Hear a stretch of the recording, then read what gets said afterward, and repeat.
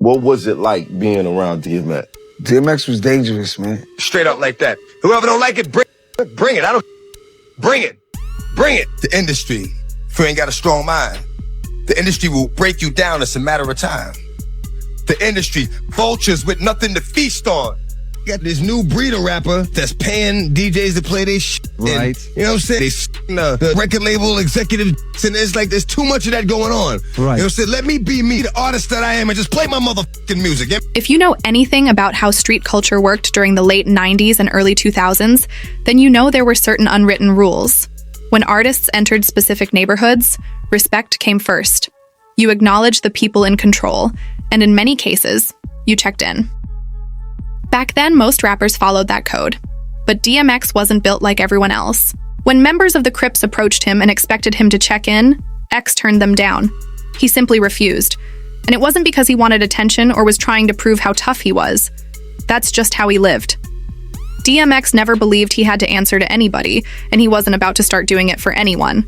What makes the story even more interesting is that things didn't spiral into violence.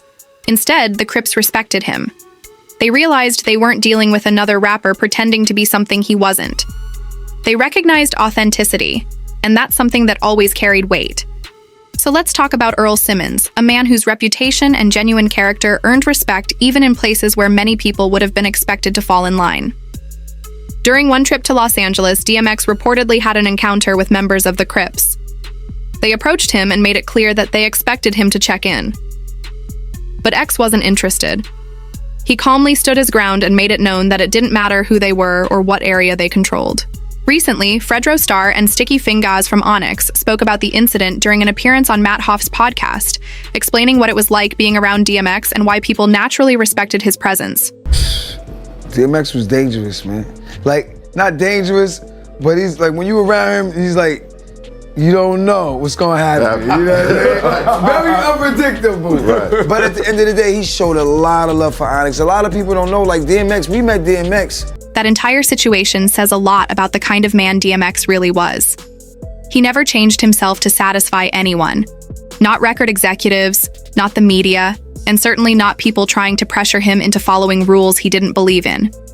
But to understand why he commanded that kind of respect, you have to understand where he came from. Earl Simmons was born on December 18, 1970, in Mount Vernon, New York. From the very beginning, life dealt him difficult cards. His mother was still very young and already raising multiple children. His biological father wasn't around, leaving the family situation unstable. Things at home were far from peaceful. Neglect and abuse became part of his childhood, and punishment often came over the smallest things. Instead of feeling safe, young Earl grew up in an environment filled with pain and uncertainty. I used to get a lot of. Who was doing the beating? My mother. If I did something wrong, her favorite thing was the extension cord, but she braided 3 of them together and would wait till I go to sleep. And she'd climb on my back, and just like, she used to beat me till she was tired. I think that's why it's hard for me to sleep sometimes. I remember one time, she beat me with the broom and knocked out like 2 teeth. I'd go to school, I couldn't sit down, but we had a rule, like whatever went on in the house, you keep it in the house. She would always threaten us with, the white people are gonna come take you away. And then this around and just gives me away anyway, you know what I'm saying? At 7, and I got put in institutions, You were 7? Yeah, pretty much said, you know what? Everything and everybody hurt. It's just like, damn, you're just gonna leave me like, my mother don't about and it's like, all of y'all, and what? The kind of experiences DMX endured during his early years left scars that stayed with him for life. Looking for an escape from the turmoil inside his home, he spent much of his time wandering the streets of Yonkers. During those lonely moments, he found companionship in stray dogs, and that's where his deep connection with animals began. To him, those dogs became more than pets. They represented loyalty, protection, and unconditional love, things he rarely experienced growing up. In many ways, they became the family and comfort he had been missing throughout his childhood. You love dogs more than people? More than people. Can you break that down for us? A dog doesn't know how to lie to you. Dog doesn't know how to be fake. It is what it is. That's unconditional love. Unconditional love. Throughout his youth, X moved through foster homes and group facilities, never really having a stable place to call home. By the age of 14, he had already entered the juvenile justice system, beginning a cycle that would continue for much of his life. Despite everything happening around him, music became an outlet. He first experimented with DJing and beatboxing before eventually focusing on rap. The name DMX came from the Oberheim DMX drum machine, though later he would say it stood for Dark Man X. Before fame ever arrived, he earned respect through freestyle battles and relentless work. Nothing about his career was manufactured. There was no image carefully created by a record label. Everything he achieved came through experience, talent, and persistence. And truthfully, DMX had a presence that intimidated people. He wasn't someone who merely looked tough for the cameras. Unlike artists who talked about street life without living it, X had real experiences behind his words. His history included arrests, jail time, and countless hardships. That's why, when members of the Crips confronted him, they weren't facing someone acting out a character. They were dealing with a man who had already survived abuse, foster care, addiction, incarceration, and years of struggle, and somehow kept moving forward. But DMX wasn't simply a hardened street figure. There was another side to him that many people overlooked. Beneath the rough exterior was someone constantly wrestling with deeper questions about life and faith. His debut album, It's Dark and Hell is Hot, reflected that struggle. The project almost played out like a journey into darkness, followed by a desperate search for redemption. It opened with aggression and intensity, delivering records like Ruff, Ryders' Anthem, but then shifted into deeply personal moments where X openly prayed and confronted his own fears. His music wasn't just about survival in the streets. It was about the battle happening inside himself. Tracks like The Prayer and The Convo revealed a man worried about his soul and seeking forgiveness rather than simply trying to appear fearless. The Damien trilogy perfectly captured that inner conflict. In those songs, he imagined conversations with the devil, represented by a hustler named Damien. The entire concept symbolized the constant fight between temptation and redemption. One moment he chased worldly desires, and the next he desperately sought God's mercy. Whenever I went through something, it brought me closer to God. And I stayed in the something. So now I'm closer to God. But being closer is hard. The attacks get stronger, become much harder to fight, and they last longer. But that's what it's always been. Joy, pain, dark with the light, sun with the rain. But with the right perspective, there can be something to gain. Look for the good and the bad, not the sun and the rains. In every situation, you can get something good out of it if you're strong enough emotionally to look past the fact that you do have the right to be hurt, but you know what, let me put my hurt aside for a minute and see what I can get from this situation. That internal struggle was part of what made DMX such an unpredictable figure. People never knew which side of him they would encounter, the aggressive and reckless personality, or the deeply spiritual man searching for peace. And in many ways, X himself seemed to be fighting that same battle every day. Over the years, the media often portrayed him as unstable and out of control. There is no denying that he endured tremendous hardships and battled addiction for much of his life. But many critics and tabloids turned his pain into headlines and entertainment. What's ironic is that while people focused on painting him as some troubled figure, DMX repeatedly warned others about the darker side of the music business itself. Through pieces like his poem, The Industry, he cautioned younger artists about becoming trapped in a system that could exploit them, profit from them, and eventually discard them once they were no longer useful.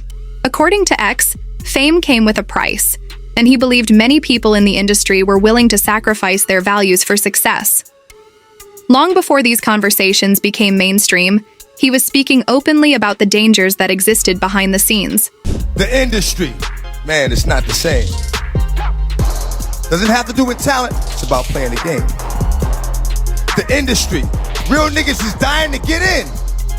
The industry, just to find they don't fit in. The industry ain't what it used to be. The industry's trying to control the way you MC. They want you to dress like this and talk like that. But I'm going dress like this and talk with the bat. The industry, got your word meaning nothing. The industry, wanted, dead or alive, new artists to sell their souls in the way they survive. The industry don't give a fuck about you, but the industry couldn't make a dime without you. As time passed, Many of the concerns DMX expressed about the music business started sounding less like wild theories and more like uncomfortable truths. Yet despite that, the media continued reducing him to a stereotype, even after his passing.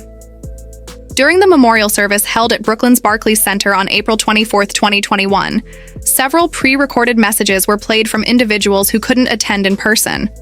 Among them was former Def Jam executive Lyor Cohen. In his remarks, he used language that many people considered disrespectful and suggested that DMX's struggles with substance abuse made his death unsurprising. To many fans, those comments felt insensitive, especially during a service meant to celebrate his life. And while no one would argue that DMX was perfect, he never pretended to be. He openly acknowledged his flaws and carried his mistakes in public view rather than hiding them behind an image. Another thing supporters often point out is that despite his troubled reputation, DMX was never associated with accusations involving predatory behavior or abusing his status to exploit vulnerable people. He admitted to being unfaithful and never claimed to be a perfect husband, but critics and fans alike generally viewed him as someone who didn't use his fame to prey on others. And that's what many find ironic. For years, the public image surrounding DMX was that of a dangerous and uncontrollable man. Yet much of that image came from his personal struggles rather than accusations of harming others in the ways that have surfaced against various powerful figures in entertainment. Because of that, some believe the industry treated him harshly, precisely because he refused to fit neatly into its expectations. DMX spoke openly, challenged the business, and warned younger artists about the dangers hidden behind fame and fortune. In return, many feel he was misunderstood and unfairly demonized. When you look at the broader picture, some supporters argue that being rejected by an industry filled with controversy may not necessarily be a bad thing. After all, the same business that criticized DMX has also protected and celebrated people facing serious accusations for years. To them, DMX represented something different. He wasn't dangerous to ordinary people. He wasn't a threat to fans. What made him uncomfortable for certain people was that he couldn't easily be controlled.